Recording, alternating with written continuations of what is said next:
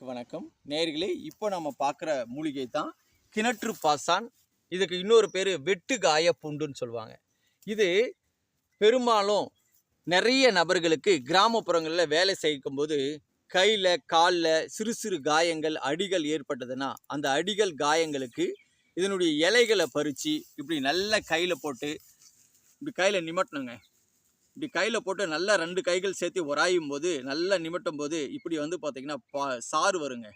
பாருங்கள், இந்த சாற்றை நமக்கு காயப்பட்ட இடங்களில் இதனுடைய சாற்றை அப்ளை பண்ணிட்டு வரும்போது உடனடியாக இரத்த கசிவுகள் நின்றுடும்னு பார்க்குறோம். அது மட்டும் இல்லை, அந்த காயங்கள் சிறிய அளவில் இருந்தால் உடனடியாக சரியாயிடும்னு கூட பார்க்குறோம் நேயர்களே. இது எல்லா இடங்களிலுமே இந்த மூலிகை கிடைக்குங்க. இந்த மூலிகைகளை நம்முடைய முன்னோர்கள் என்ன பண்ணியிருக்காங்க, பயன்படுத்தியிருக்காங்க நேயர்களே. இந்த மூலிகையை கண்டிப்பாக வில்லேஜில் இருக்கக்கூடிய நபர்களுக்கு இந்த மாதிரி சிறு அடிகள் காயங்கள் பட்டால் அவங்க மருத்துவமனைக்கு கடந்தே செல்ல மாட்டாங்க.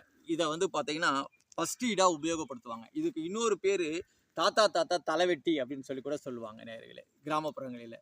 இப்போ உங்கள் பகுதியில் இதனுடைய பேர் என்ன சொல்லுவாங்க அப்படிங்கிறத நீங்கள் கமெண்ட் செக்ஷனில் தெரிவிங்க.